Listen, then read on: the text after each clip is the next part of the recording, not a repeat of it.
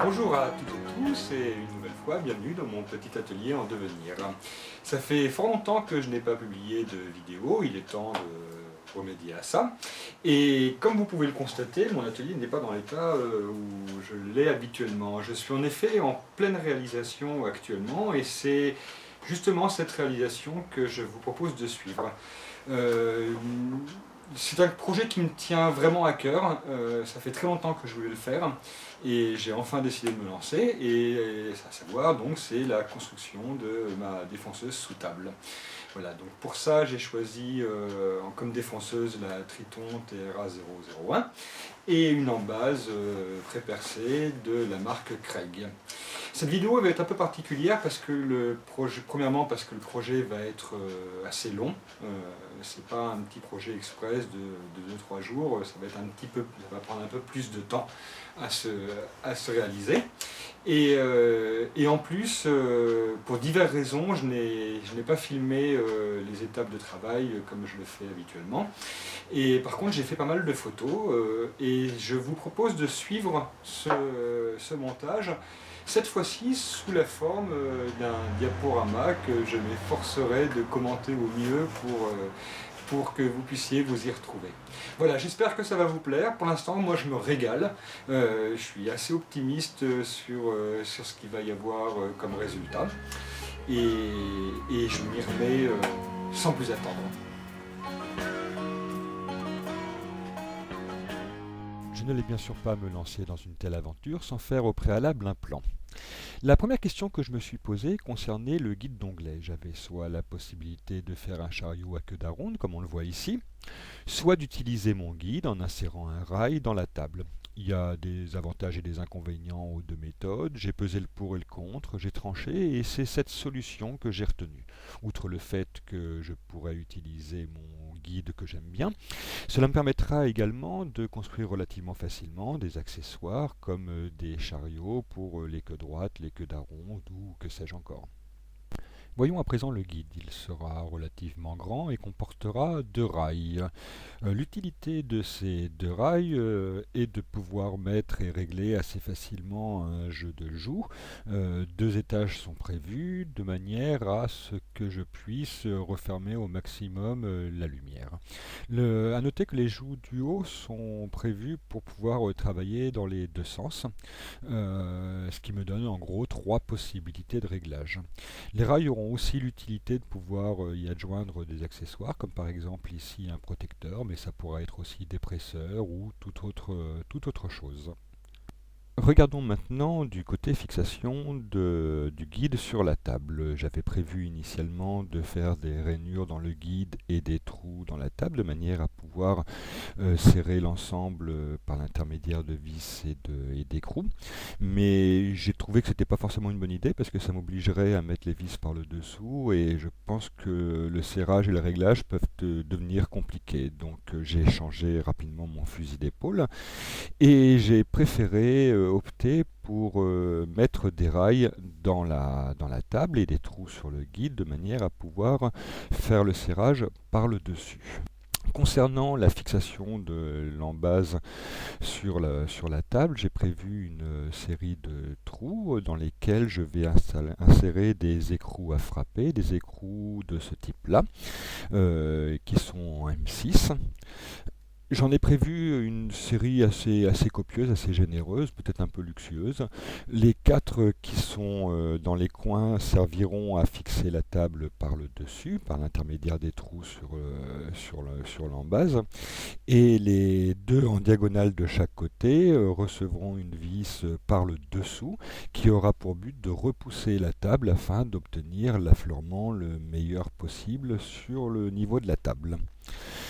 Quand on regarde cette photo, on se rend compte que je disposerai de pas mal de place au moment où je construirai le meuble sur lequel va reposer la table. On peut aussi remarquer que j'ai prévu des alaises en hêtre sur le pourtour de la table. En effet, un ami m'a gentiment donné du MDF que je compte utiliser pour faire cette réalisation. Or, les planches qui m'ont été données ne font que 540 de large et je veux absolument que ma table fasse 600, il me faut donc rallonger un peu. Et vu que le MDF est quand même relativement fragile sur les tranches et sur les coins, je trouvais que ça pouvait être une bonne idée de rallonger avec du bois massif pour en augmenter la solidité et la viabilité. D'autre part, je n'ai encore jamais réalisé d'allais, ça sera une grande première pour moi et je trouve que l'exercice est très intéressant et que c'est une très bonne idée de le faire sur cette réalisation, car si je ne suis pas, enfin si je me rate un peu, je préfère que ça soit sur ça qui n'est qu'un outil pour l'atelier plutôt que sur une vraie réalisation pour la maison. Après tout ce blabla d'explication, on va enfin sortir de SketchUp et voir du vrai bois avec le début des alaises. Pour ça, j'ai pris un plateau de hêtre de 27 mm et j'ai choisi ce côté car il a des défauts et vu la petite taille des alaises, ça me permettra de les éviter relativement facilement. Ceci dit, afin de garder quand même mon plateau au maximum, j'ai décidé de commencer par faire des coupes d'arrêt à la scie japonaise pour ensuite pouvoir faire le débit. Alors il me reste en fait pas mal de choses à faire en termes de plan et de préparation avant de m'occuper de ces alaises. Et c'est pour ça que j'ai commencé par le débit, histoire de laisser au bois quelques jours le temps de se détendre avant le corroyage. Toujours dans l'idée de garder mon plateau au maximum pour de futurs projets, j'arrête ma coupe à hauteur du trait précédemment fait. Il me faut donc la finir, chose que je fais à la main. De l'autre côté, j'utilise la fonction plongeante de ma scie pour démarrer au même endroit. Voilà, les quatre alaises sont délignées, ça va reposer tranquillement le temps de faire d'autres choses. Et cette autre chose va consister à procéder à l'ouverture et au fraisage de la table afin d'accueillir l'embase.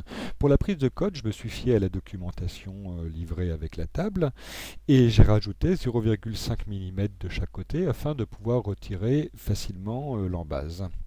J'ai quand même préféré vérifier un petit coup et là, stupeur, je n'obtiens absolument pas les mêmes chiffres que ceux donnés sur la documentation. La documentation parle de 285,8 et j'obtiens 298,5. Il y a visiblement un problème, j'ai eu raison de vérifier. Je ressors la doc, je vérifie que l'erreur ne vient pas de moi et je constate avec stupeur qu'en Espagne, les cotes sont réelles. Donc voilà, j'aurais dû lire en espagnol et non pas en français. Je suis donc bon pour corriger mon plan et je peux enfin reporter l'emplacement de l'embase sur la table grâce à ces cotes. Une fois que cette opération a été faite, je n'avais plus qu'à placer des tasseaux et j'ai mis des petites cales de 0,5 mm sur les côtés, histoire de m'assurer que je pourrais effectivement facilement retirer l'embase. Vu que c'était le cas, je n'avais plus qu'à serrer l'ensemble de manière à ce que plus rien ne bouge, mais que je puisse quand même retirer la plaque. Ayant tracé et bloqué les bords, je m'occupe de la partie intérieure, celle qui sera complètement évidée. Je trace donc un trait à 15 mm de mon guide. Je m'occupe ensuite des côtés en coupant des morceaux à la bonne taille et je prends le temps de percer quelques trous au cas où mon positionnement soit bon. Je n'aurai plus qu'à visser et mon gabarit sera fait en même temps que mon traçage. Je place donc tout ça avec toujours mon système de cales, sauf que ce coup-ci, les cales de 0,5 se sont avérées trop épaisses et j'ai préféré prendre des cales de 0,25. Le positionnement étant parfait, j'en ai profité pour visser et du coup, mon gabarit est prêt. J'ai toutefois encore du traçage à faire, l'opération n'est pas finie, il me faut établir les triangles de soutien avec un espace de 50 mm. Pour ça, je trouve qu'une cale taillée à 50 est la façon la plus simple de procéder. Et du coup, voilà, mon traçage est entièrement fait et je suis donc prêt maintenant pour la découpe. Cette découpe est faite à la plongeante. J'ai malheureusement été un peu idiot sur ce coup. J'ai complètement oublié de décaler mon rail de la largeur de la lame, ce qui fait que mon support ne fera pas 15 mm comme prévu, mais uniquement 13. C'est pas très très grave en soi. C'est plus pour cette partie que ça m'ennuie. Le trait de scie n'étant pas du bon côté, la fin sera pas très très belle. Je peux pas y faire grand chose, donc du coup je continue. Je fais les autres coupes, ainsi que les triangles qui eux sont faits à la scie sauteuse. Il me reste plus qu'à nettoyer un petit peu au ciseau à bois les extrémités pour obtenir quelque chose de tout à fait correct vu son application. Je peux donc du coup réinstaller mon gabarit pour pouvoir procéder au fraisage en utilisant une fraise à copier. Je fais un petit test en installant l'embase sur la table afin de m'assurer que tout est conforme à mes attentes, ce qui semble être le cas. Elle est à un niveau très légèrement inférieur à celui de la table, comme je le voulais.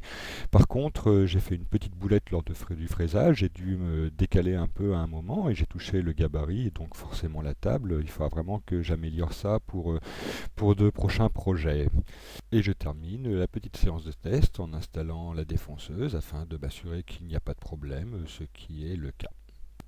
Je vais donc pouvoir m'occuper de la mise en place des écrous. Pour ça, je remets l'embase que je centre avec mon petit jeu de cale, puis j'utilise un forêt centreur pour faire une empreinte qui me servira de guide pour percer à 6.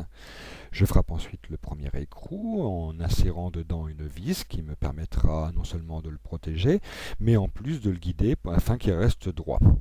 Bien sûr, je vais jusqu'à l'affleurement. Vu que le résultat a l'air satisfaisant, je passe directement au second trou, son opposé en diagonale. J'utilise exactement la même méthode, j'obtiens donc forcément exactement le même résultat, ce qui me permet de passer directement aux deux autres. Voilà, tout est en place, toujours très légèrement en dessous du niveau de la table comme je le souhaite. Donc du coup, maintenant, je vais m'occuper de ceux qui ont pour but de repousser l'embase.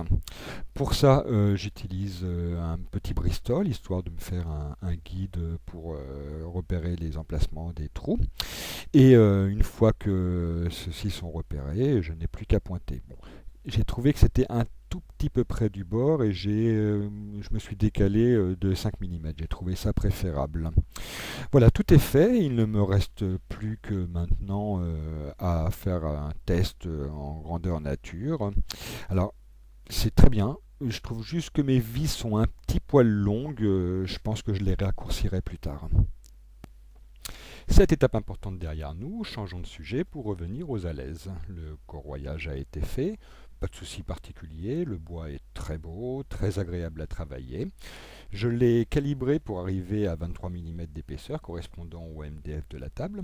Puis je passe aux coupes d'onglets en commençant par vérifier mon guide. La méthode que j'avais utilisée et que je montre ici n'est pas bonne du tout, ça m'a été signalé sur un forum. Je me suis en effet servi de ma lame pour vérifier le guide alors qu'il faudrait que je me serve du rail de guidage du D-Guide. Bon, je le saurai pour l'avenir. Toujours est-il qu'avec la coupe d'essai que j'ai fait, le résultat est plus que correct, ce qui prouve que ma machine est plutôt bien réglée. Je fais donc mes coupes d'un seul côté pour commencer, puis je teste. Ce n'est pas parfait, mais vu que je ne pense pas pouvoir obtenir mieux, je fais les autres, en repérant bien évidemment ce qui doit partir, une erreur est si vite arrivée. Pour la coupe, j'atteins vite les limites de mon guide, je suis juste en dessous de sa limite, mais ça passe et je peux faire enfin le premier montage à blanc. J'ai décidé de faire l'assemblage avec des biscuits, je les répartis pour déterminer le nombre que je vais utiliser et je passe au fraisage. Pour cette opération, j'ai changé de méthode, j'ai pas utilisé le guide et j'ai préféré utiliser mon établi comme surface de référence. La hauteur importe peu, en étant à peu près au milieu, ce qui importe c'est surtout d'être très symétrique avec les alaises et vu qu'elles sont petites, j'ai peur de ne pas être suffisamment plat. Donc je teste cette nouvelle méthode. Et je fais un premier montage à blanc pour m'assurer que tout se passe bien. C'est plutôt satisfaisant, je suis très content du résultat. Je pense que la méthode que je viens d'utiliser est très bien. C'est quelque chose que je conserverai. Mais je trouve que les biscuits sont tout de même un petit peu durs à retirer. Il me faut une pince pour les enlever. Alors je ne sais pas si c'est qu'ils ont gonflé, qu'ils sont de mauvaise qualité, ou enfin je ne sais pas trop. Toujours est-il que pour pas avoir de problème, je décide de leur passer un petit coup de ponçage avant. Je fais ça bien sûr moteur arrêté, j'ai pas du tout envie que ça aille trop vite, trop loin, puis j'ai surtout un peu peur pour mes doigts. Et d'ailleurs, à ce propos, j'ai oublié de vous préciser tout à l'heure, quand j'ai fait les coupes d'onglets, j'ai été obligé de retirer la cape de protection, chose que je fais très très rarement sur ma scie. Et ayant plus de temps que de doigts, j'ai toujours sécurisé avec un petit serre-joint la pièce à travailler de manière à ne jamais avoir mes mains près de la lame. Bref, je fais un montage à blanc, mais je trouve que ça manque un petit peu de serrage par le dessus, alors je modifie afin de rajouter quelques presses. Voilà, je pense que maintenant tout est prêt pour le collage, mais avant je prends le temps de protéger afin d'éviter que les cales ne se collent et pour faciliter le nettoyage à venir. Alliage acta est, le collage et la forêt de sergeois qui l'accompagne est fait, avec la méthode testée et modifiée pendant le montage à blanc. Je peux juste attendre quelques heures avant de démouler et de regarder le résultat, que je trouve plutôt pas mal, surtout en termes d'affleurement. Mais il y a quelques défauts au niveau des angles, défauts dont je vais chercher la cause en vue de mes futurs projets. Je vérifie aussi les codes finales, je dois obtenir 600 en largeur, ce qui est précisément le cas, et 813 en longueur, ce qui est aussi le cas. Mais pourquoi une cote aussi exotique? Simplement parce que cela correspond pile poil à la longueur du rail Incra que je vais utiliser pour mon guide d'onglet. Cette étape que j'appréhendais réalisée, je vous propose de changer une nouvelle fois complètement de sujet et de s'occuper de la construction du guide. Comme vous pouvez le voir, j'ai décidé de faire pas mal de petits changements par rapport à ce que je vous montrais au début. Et j'ai notamment décidé d'utiliser une vieille radouille qui traînait dans mon grenier. Il s'agit d'une pièce du kit de la Power Base 1000 de triplex si mes souvenirs sont bons et qui servait de guide pour l'intégration d'une défonceuse sur la base. C'est un truc que je n'ai jamais vraiment utilisé, les outils que j'avais à l'époque étaient un peu limites pour ça et j'ai toujours trouvé que c'était quand même assez dangereux. Bon, il s'agit bien sûr là que d'un avis personnel et qui n'engage que moi.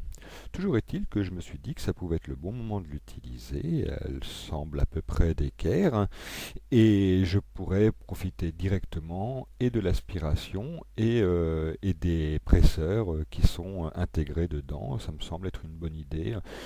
Donc je décide de l'intégrer, de la dessiner pour pouvoir l'intégrer dans mon plan SketchUp afin de voir si je pars vraiment dans la bonne direction avec cette idée. Ça semble visiblement être le cas. Je procède à pas mal d'essais virtuels et je finis par valider cette idée. C'est donc parti pour la coupe du guide en commençant par sa base. La planche que j'ai utilisée est quand même assez grande et assez lourde, donc j'ai installé une paire de servantes qui me permettent de faire la coupe en toute sécurité. J'ai fait cette coupe avec une surcote de 40 mm. Comme il s'agit de MDF de récupération et qui avait déjà servi, je suis obligé de couper les côtés afin de faire disparaître les trous de vissage présents. Je fais ça tranquillement à la radiale. Bien sûr, je reporte la cote définitive de la largeur du guide et je peux enfin changer de poste de travail en passant à la perceuse sur colonne. Pour commencer, je fais à la scie cloche le trou correspondant à la future lumière, à petite vitesse, 230 tours minute, c'est du MDF, à la scie cloche, il vaut mieux y aller tout doucement. Et je fais également une petite modification provisoire de ma table de coupe afin de pouvoir retirer et remettre la planche exactement au même endroit. En effet, comme je le disais, la coupe du MDF à la scie cloche est des fois un petit peu compliquée, ça peut vite brûler et ça génère beaucoup de poussière. Donc c'est pourquoi, après avoir commencé la coupe, je fais rapidement dans la surcote 2 trous qui vont permettre de faciliter l'évacuation de la sûre. Donc ça me permet de faire sereinement ma coupe en enlevant, en remettant tranquillement et en évacuant bien toutes les poussières et donc d'obtenir une coupe très belle sans aucune brûlure. Bien, mon petit trou étant fait, et après avoir supprimé la surcote dont j'en ai plus besoin avec un petit coup de scie, je me suis occupé du positionnement de l'embase triplex. Vu qu'elle n'est pas symétrique, pour la centrer, je me suis fié au presseur et j'ai axé le tout afin qu'il tombe en face de la lumière. L'embase a 2 petits ergots. Autant ils avaient une utilité sur leur destination d'origine que dans mon cas ils ne me serviront pas. Je décide tout de même de les conserver juste au cas où. Et pour ça, je fais 2 petits trous d'un diamètre légèrement supérieur afin qu'ils puissent bouger un petit peu. Et toujours dans le même but, je prolonge les trous au ciseau à bois. Ainsi, quand je fixerai l'embase, je ne serai pas contraint par eux.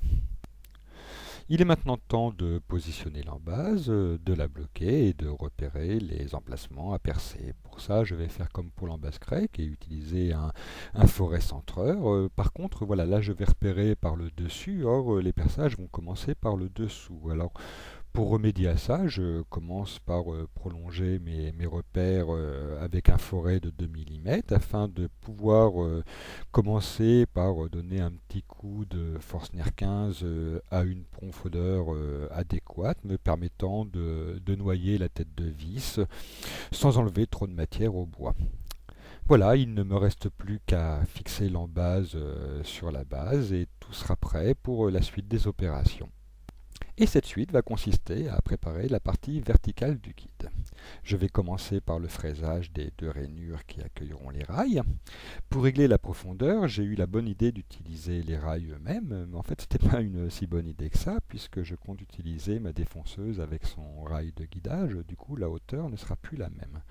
Bref, je trace les rainures en marquant bien ce qui va partir afin d'éviter les erreurs, puis je commence le fraisage.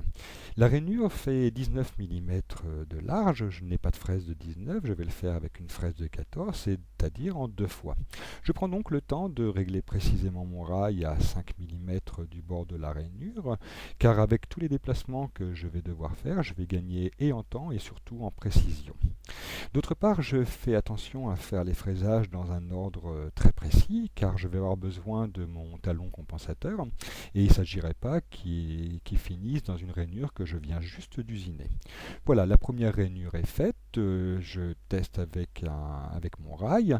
J'ai voulu la rainure très serrée, donc pour pas risquer d'avoir de problème en retirant le rail, je le teste que sur les extrémités.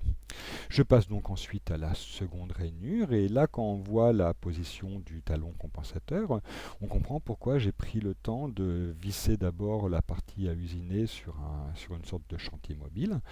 Bon, j'étais un petit peu chiche quand même quand je l'ai fait et je me retrouve avec le talon quand même vraiment au bord, au bord, au bord. Donc je fais très très attention et ma foi, tout se passe bien. Alors, bien que j'ai réglé mon rail à 5 mm précisément, comme je le disais tout à l'heure, je vérifie quand même que la rainure est bien parallèle, et pour ça, je le fais avec mon équerre à combinaison. Avec cette technique, je suis sûr d'être complètement parallèle. Et c'est donc assez facilement que je fais ces 2 rainures. Le guide est en bonne voie d'être terminé, mais avant de le continuer et afin de profiter du fait que ma défonceuse est pointée, je compte faire les 3 rainures sur la table. Pour diverses raisons, je ne vais pas mettre de cale pour éviter les éclats en sortie sur le hêtre, et donc je commence par faire une plongée en extrémité à la sortie sans faire de mouvements horizontaux. Voilà, je peux donc m'occuper de ce fraisage qui ne pose pas de problème particulier et je passe donc vite à la vérification. Et tout me semblant bon, j'attaque les 2 dernières en commençant par couper mon rail en 2, puis en traçant soigneusement l'emplacement des rainures qui cette fois seront arrêtées. Pour l'arrêt, je mets une pince à dessin sur mon rail afin d'être sûr de ne pas aller trop loin et comme pour la rainure précédente, je commence par une plongée sur le bord pour éviter les arrachements. Voilà, elles sont faites, je n'ai pas rencontré de problème particulier. Je vais maintenant les équarrir au ciseau à bois, ce qui, malgré mon manque d'expérience en la matière, ne m'a pas posé de problème particulier. Une petite vérification, et vu que tout semble correct et que ces usinages sont finis, je prends le temps de voir si tout est bien en accord partout et avec une sorte de petit montage à blanc. N'ayant plus besoin du pointage de ma défonceuse, je reprends le boulot sur le guide en coupant les extrémités à la radiale, puis je m'occupe de percer la lumière. Pour ça, je dégrossis à la scie sur table et je termine le travail au ciseau à bois en m'aidant d'une cale afin de rester bien perpendiculaire. Voilà, c'est chose faite, il ne me reste plus qu'à couper les rails. Je repère sur place, je coupe et je teste. La suite consistera à couper les 4 triangles de renfort. Je le fais à la scie sur table pour la partie à 90 degrés, puis à la radiale pour celle à 45 degrés. Ils sont prêts et comme d'habitude, je vérifie. J'en ai fait 4, mais je pense vraiment qu'avec l'embase triplex, 2 suffiront. Je verrai ça au moment du montage. Ce montage a eu lieu le lendemain. Je commence par repérer les points de fixation de l'embase et je procède comme la première fois, si ce n'est que cette fois j'utilise des vis en M5 afin d'avoir un petit jeu possible pour le réglage. Les vis que j'avais en stock sont un poil longues. Qu'à cela ne tienne, je les raccourcirai, on a tous vécu pire comme problème. Par contre, comme je le pressentais, l'embase triplex n'est pas parfaitement perpendiculaire. J'avais anticipé ce souci en perçant à la Forstner des deux côtés, ce qui me permet de mettre un écrou et de ne pas forcer sur le guide lors du réglage final.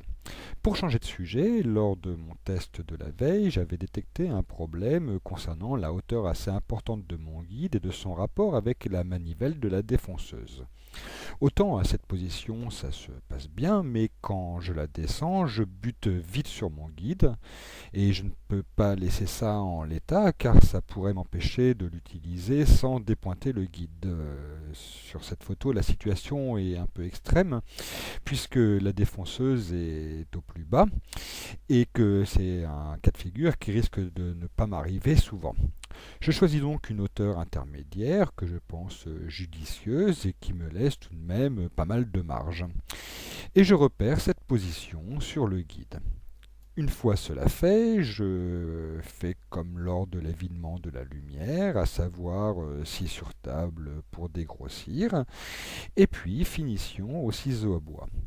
Je suis de plus en plus à l'aise avec cet outil et je suis très heureux de constater que je prends beaucoup de plaisir à ces prémices du travail à la main. Mais avant de retirer le guide des presses pour faire cette modification, j'ai quand même repéré la position des rails qui serviront au serrage du dit guide. Une fois cela fait et le guide libéré, je n'avais plus qu'à pointer le centre en 3 points, puis à faire les 6 trous avec un foret de 7 mm pour que tout soit complet. Enfin, pas tout à fait quand même, j'en ai profité pour usiner le demi-cercle fait à la scie cloche avec une fraise quart-de-rond de fort rayon afin de faciliter l'évacuation des copeaux par l'aspiration. Voilà, maintenant tout est vraiment prêt et je vais pouvoir passer au montage définitif. Pour que le guide soit bien perpendiculaire, des petites cales de 0,5 mm coincées entre lui et l'embase seront largement suffisantes. Pour finir le guide, il ne me reste plus qu'à visser les triangles, mais contrairement à ce que j'avais dessiné sur le plan, je ne choisis de ne pas les mettre sur le bord, mais plutôt légèrement en retrait. Il est possible qu'un jour j'ai besoin de cet espace pour un serrage, la pose d'un accessoire, ou je ne sais pas trop quoi. Vu que cela ne change absolument rien à la suite du guide, autant le faire. Comme d'habitude, une cale me servira de gabarit et pour le vissage, je compte utiliser de la 440. Je n'ai pas fait les triangles totalement triangles afin d'avoir la place pour mettre les vis en restant assez haut ou assez loin si on prend la partie horizontale, c'est selon. Je repère, je trace, je pointe, je perce, je visse, mais à la main ce coup-ci afin d'avoir un meilleur contrôle. Et bien sûr, je fais tout ça en gardant toujours un œil sur mon équerre. Et donc assez rapidement, le tout est fixé. J'ai finalement décidé que 2 triangles seraient suffisants, mais je mets les 2 autres de côté, juste au cas où. Ça y est, le guide est fini et je vais pouvoir commencer à réfléchir au système de serrage.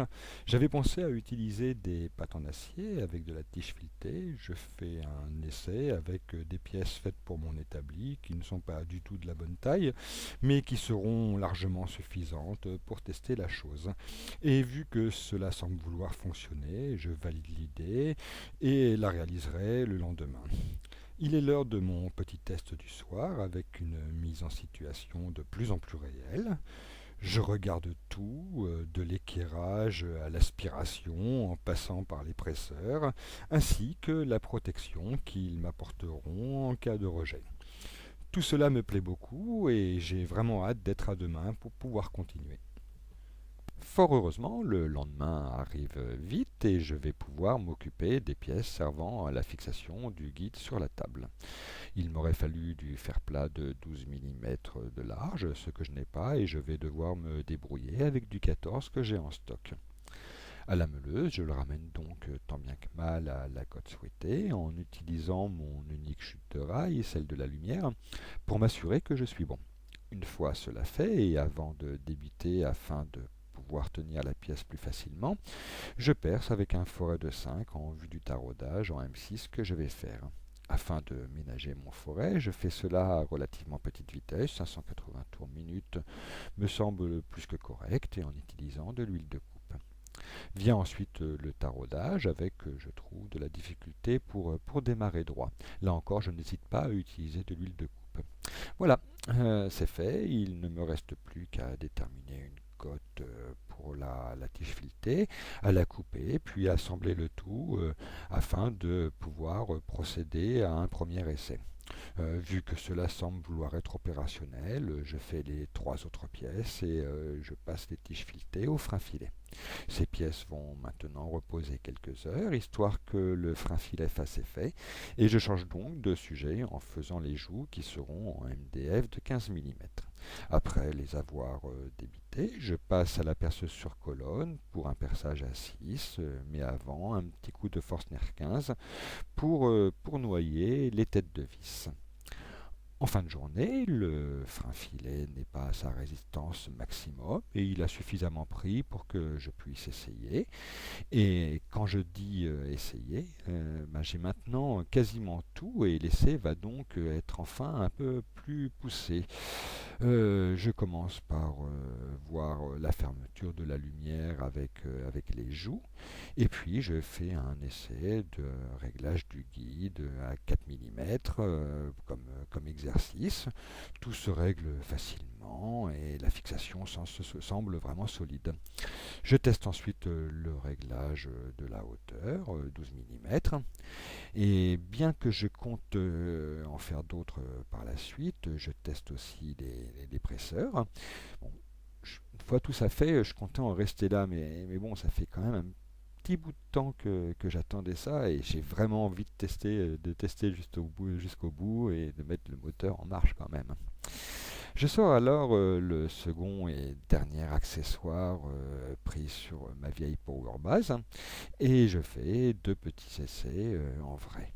Le résultat me plaît beaucoup, tout se passe bien, facilement, et bien que je n'ai pas prêté une attention de psychorigide lors des réglages du guide et de la hauteur, je regarde tout de même ce que le résultat.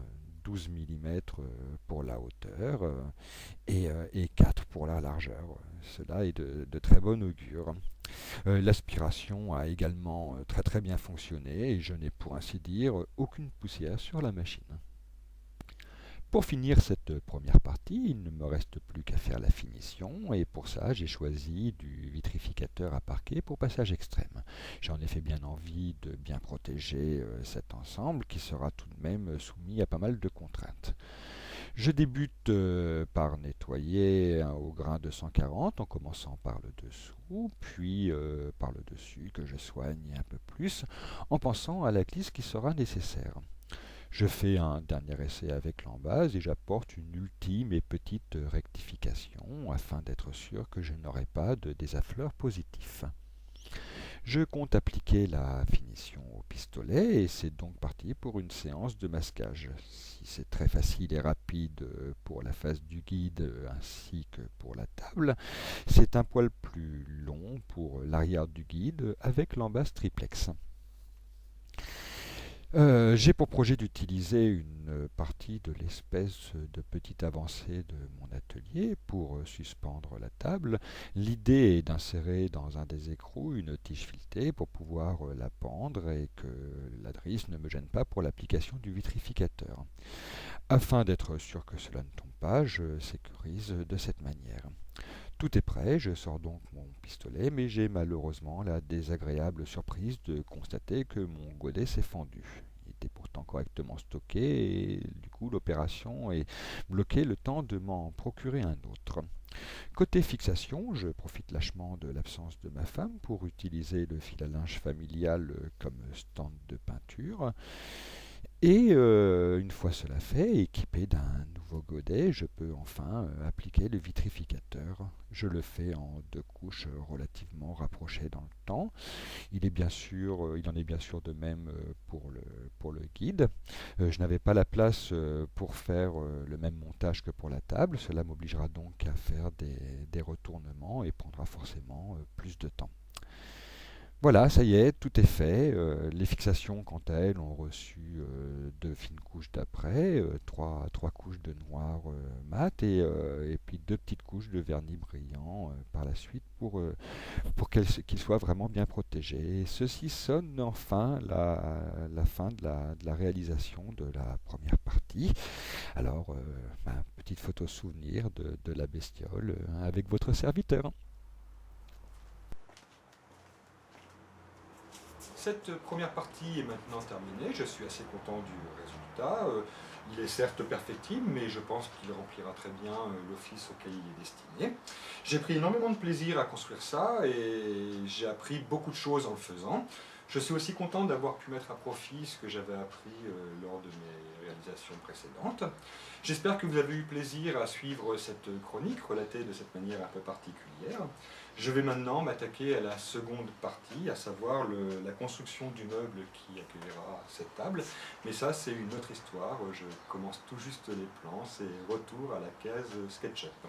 Voilà, je vous remercie de m'avoir suivi et je vous dis donc à très bientôt.